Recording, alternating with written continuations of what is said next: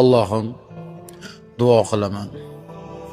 Ammo gunohlarimdan uyalaman, so'rayman.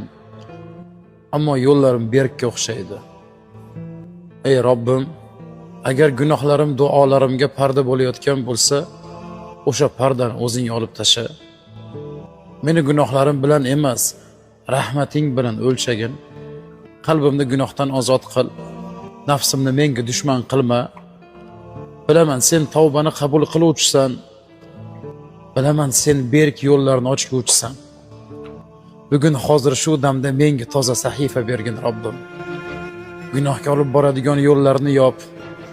Halol va nurli yo'llarni men uchun ochgin. Meni o'zingga yaqinlashtiradigan holatga yetaklagin Robbim. Meni sendan boshqa hech kimim yo'q. Men sendan boshqasiga ishonmayman.